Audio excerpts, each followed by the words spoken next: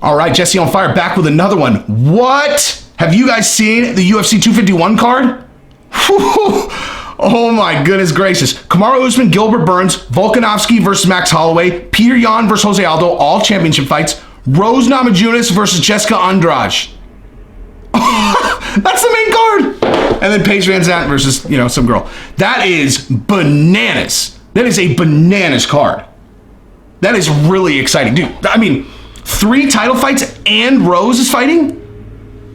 Man. Okay, first of all, if I know, most, I don't know about most, but a lot of guys don't necessarily watch the girls that closely.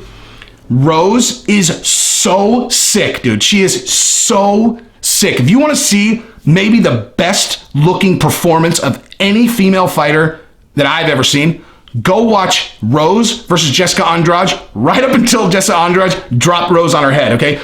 It was a surgical annihilation, okay? Rose looked so good, so fast, so accurate, so dominant.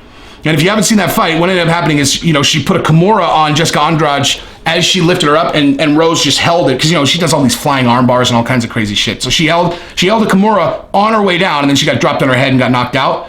But in terms of the fight, she looked like Andrade was in slow motion, just picking her apart. I love Thug Rose. She's my favorite female fighter and always will be.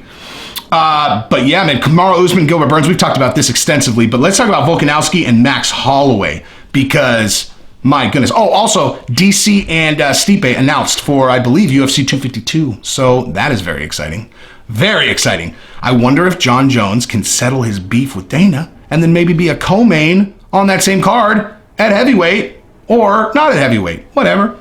Wouldn't that be bananas if they did John Jones versus Francis Ngannou on the same card as DC versus Stipe? Oh, winner gets the winner. Oh.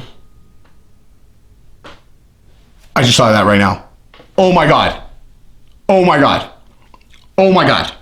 If they do that, that's going to put me in a position where I have to root so passionately against Francis, but oh my God. If they do that, if they do John Jones versus Ngannou, and then they do DC versus Stipe, and the winner is going to fight the winner, and DC and John Jones win, I will die. And then I'll really die if they don't both win. Wow. Okay. Anyway, we can come back to that.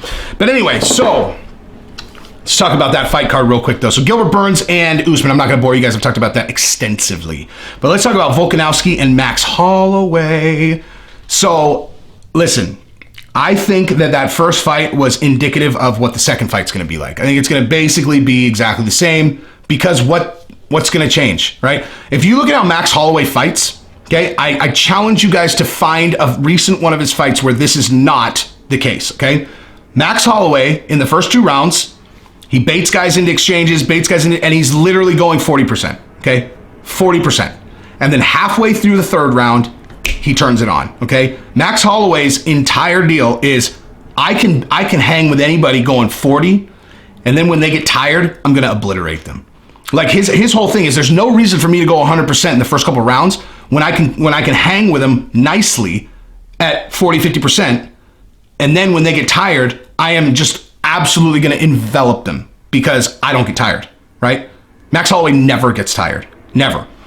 Now Volkanovski also never gets tired, okay? Volkanovski's ability to just crank out volume, and he's got vicious leg kicks. I always like guys who have vicious leg kicks. I think, candidly, it could go either way. That was a very close fight, the first one. I did think Volkanovski won, but both those guys could just vomit volume out. But you basically have that fight breaks down to this. Okay, Volkanovski leg kicks against Max Holloway straight punch counters, right? Those are each of those guys' games are built around those two things. Okay, Holloway has tremendous reach for 145, and he has exceptional straight punches, exceptional. Volkanovski is a small, compact little ball of grit like meat, and he can leg kick the fuck out of people, just like me, son. You think I'm playing? You think I'm joking? Put a fucking heavy bag out here and I'll green screen kick that bitch. Anyway, Volkanovski has vicious leg kicks, dude. Vicious. And he can just crank them. It's fucking awesome, dude. But yeah, so I don't really know I don't know what I would have to add to the previous fight. I don't see what adjustments they're going to make because they both fought the way they always fight, and it was a very, very close fight. I candidly don't see a lot of adjustments they can make. It's not like Max Holloway's going to take Volkanovski down, right? And I don't think that's going to happen in the reverse either. So I see a very, very similar fight happening. Max Holloway has a granite chin. I mean, look at the Poirier fight, dude. Jeez. And that was at 155, right? He's getting hit harder. Although I guess in some cases going down can make your chin, more suspect, TJ Dillashaw. But yeah, so that's a really exciting fight. The other one is Peter Yan versus Jose Aldo. I am very excited for that fight. Now, Peter Yan is a murder machine, but he hasn't fought anyone that's really, really top level. Do you know how happy it would make me to see Jose Aldo hoist a new UFC belt after the shit that guy went through? Like I said, I talked about this in another video. Conor McGregor knew that he could break Jose Aldo because of that video of Jose Aldo trying on the suit, right? Look at me, I never thought I would be here. Even though I'm the champion, people keep telling me I'm the best, I'm the best, I'm the best. But you never thought you'd be there. And so Conor broke him because he never thought he'd be there, okay? Now, here's the thing. Once he's been broken, do you think that he can't rebuild himself? You think that he can't reinvent himself at a new weight class and then rebuild himself and then from there know exactly where he's going and be like, I'm going to be a fucking champion again. I'm going to get down to 135 and I'm going to be a champion again. That is a different ball game.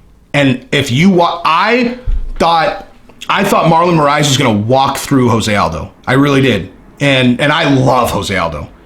And I was so impressed with Aldo in that fight. I mean, he looks amazing at 135. I like Aldo in that fight, even though, Peter Yan's a beast. But,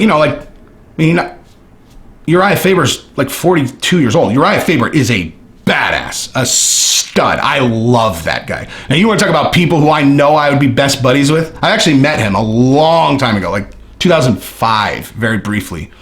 But yeah, you get me and that guy in a room, we'll literally just, we'll talk, like we'll be buddies, okay? Me and Uriah Faber will for sure be buddies. Just like Cody. Dude, the Team Alpha Male guys are going to be my boys, son. My boys. But anyway, Peter Yan knocking him out, I'm not going to say like that is indicative of how Jose Aldo is going to fare against him, right? So I actually need to watch a little bit more tape on Peter Yan to have like a really firm opinion on how I think they're going to do. But it's a very exciting fight, and I really hope Jose Aldo wins. And with Rose versus Andrade, Rose is going to fuck her up. Bet your fucking life savings on Rose in that fight. Straight up. No qualms. You don't normally hear me say bet on people. Bet Rose, dude. Go watch that first fight and then just go, okay, so if she doesn't try to lock a Kimura during a suplex, how does that fight look like it was playing out? Was Jessica Andrade even moderately competitive in that fight? No. So, yeah, that's what I got. That is what I've got, dog. So, subscribe, ring the bell. Oh, by the way, if you did not watch the video that I uploaded this morning called, self-defense and murder or something like that, watch that, okay? Watch that video if you want to see some real shit. Anyway, that's what I got. So subscribe to the channel, ring the bell. Love you guys. My favorites.